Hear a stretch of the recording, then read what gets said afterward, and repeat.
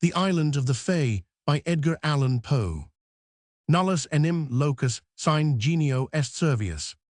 La musique, says Marmontel in those contes, Morox one which in all our translations we have insisted upon calling moral tales, as if in mockery of their spirit. La musique est, le seul des talents, qui jouis de l'humain tous, les auteurs violent des temens. He here confounds the pleasure derivable from sweet sounds with the capacity for creating them. No more than any other talent is that for music susceptible of complete enjoyment, where there is no second party to appreciate its exercise, and it is only in common with other talents that it produces effects which may be fully enjoyed in solitude. The idea which the raconteur has either failed to entertain clearly or has sacrificed in its expression to his national love of point is doubtless the very tenable one, that the higher order of music is the most thoroughly estimated when we are exclusively alone. The proposition in this form will be admitted at once by those who love the lyre for its own sake and for its spiritual uses, but there is one pleasure still within the reach of fallen mortality, and perhaps only one which owes, even more than does music, to the accessory sentiment of seclusion. I mean the happiness experienced in the contemplation of natural scenery. In truth, the man who would behold aright the glory of God upon earth must in solitude behold that glory, to me, at least, the presence not of human life only, but of life in any other form than that of the green things which grow upon the soil, and are voiceless, is a stain upon the landscape, is at war with the genius of the scene I love. Indeed, to regard the dark valleys and the grey rocks, and the waters that silently smile, and the forests that sigh in uneasy slumbers, and the proud, watchful mountains that look down upon all I love, to regard these as themselves but the colossal members of one vast animate and sentient wholly a whole, whose form, that of the sphere, is the most perfect and most inclusive of all, whose path is among associate planets, whose meek handmaiden is the moon, whose mediate sovereign is the sun, whose life is eternity, whose thought is that of a god, whose enjoyment is knowledge, whose destinies are lost in immensity, whose cognizance of ourselves is akin with our own cognizance of the animalcule, which infest the brain, a being which we in consequence regard as purely inanimate and material, much in the same manner as these animalcule must thus regard us. Our telescopes and our mathematical investigations assure us on every hand, notwithstanding the cant of the more ignorant of the priesthood, that space, and therefore that bulk, is an important consideration in the eyes of the Almighty. The cycles in which the stars move are those best adapted for the evolution, without collision, of the greatest possible number of bodies.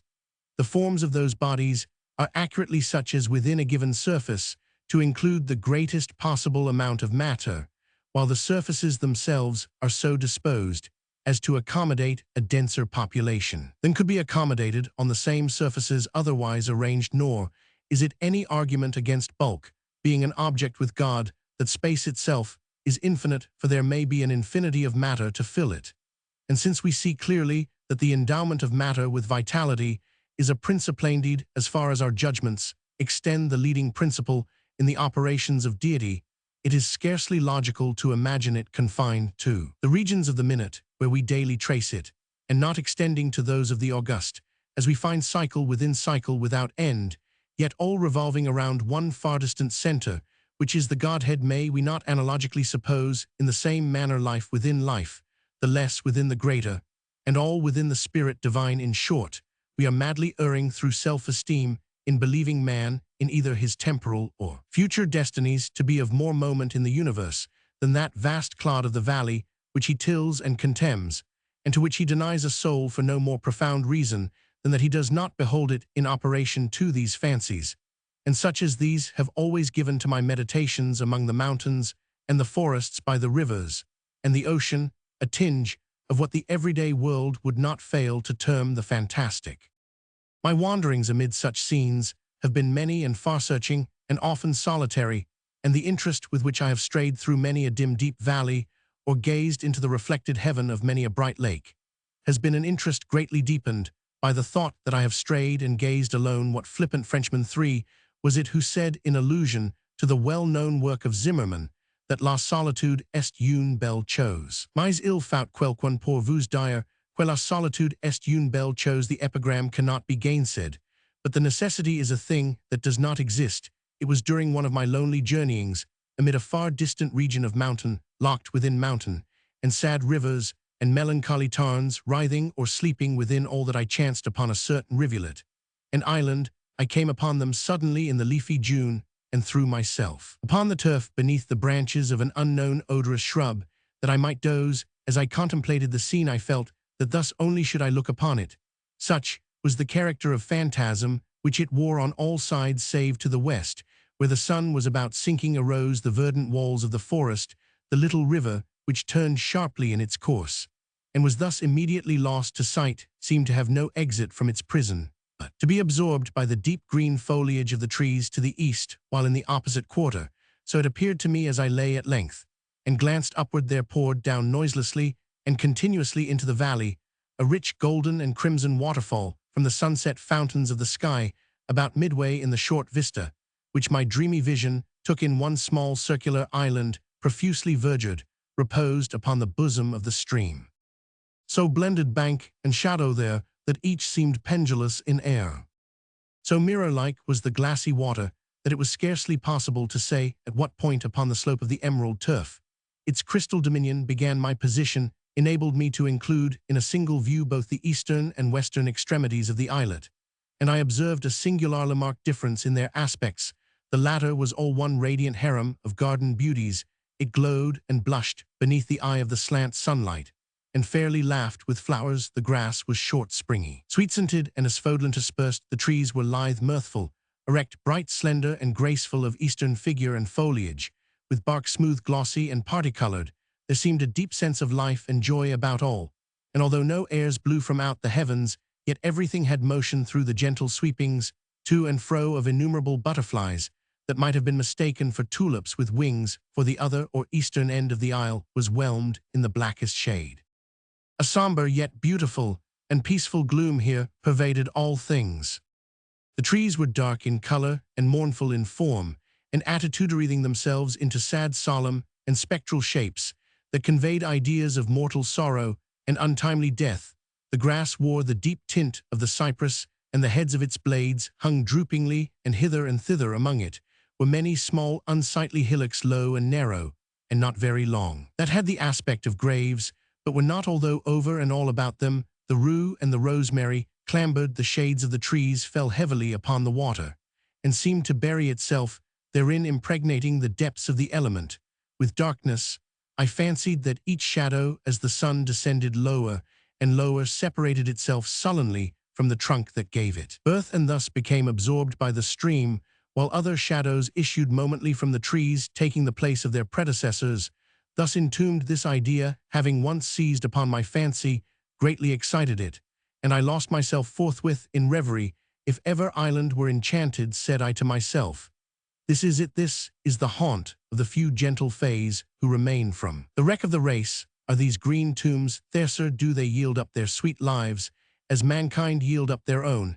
In dying do they not rather waste away, mournfully rendering unto God little by little their existence, as these trees render up shadow after shadow, exhausting their substance unto dissolution? What the wasting tree is to the water that imbibes its shade, growing thus blacker by what it preys upon, may not the life of the fay be to the death which engulfs it? As I thus mused with half-shut eyes, while the sun sank rapidly to rest, and eddying currents careered round and round the island, bearing upon their bosom large, dazzling white flakes of the bark of the sycamore, flakes which in their multiform positions upon the water a quick imagination might have converted into anything it pleased. While I thus mused, it appeared to me that the form of one of those very fays about whom I had been pondering made its way slowly into the darkness from out the light at the western end of the island. She stood erect in a singularly fragile canoe, and urged it with the mere phantom of an oar. While within the influence of the lingering sunbeams, her attitude seemed indicative of joy, but sorrow deformed it. As she passed within the shade, slowly she glided along, and at length rounded the islet, and re-entered the region of light. The revolution which has just been made by the fay, continued I musingly, is the cycle of the brief year of her life. She has floated through her winter, and through her summer she is a year nearer unto death, for I did not fail to see that, as she came into the shade, her shadow fell from her, and was swallowed up in the dark water, making its blackness more black. And again the boat appeared, and the Fae, but about the attitude of the latter there was more of care and uncertainty, and less of elastic joy. She floated again from out the light, and into the gloom which deepened momently, and again her shadow fell from her into the ebony water, and became absorbed into its blackness, and again she made the circuit of the island, while the sun rushed down to his slumbers, and at each issuing into the light there was more sorrow about her person, while it grew feebler and far fainter and more indistinct, and at each passage into the gloom there fell from her a darker shade, which became whelmed in a shadow more black.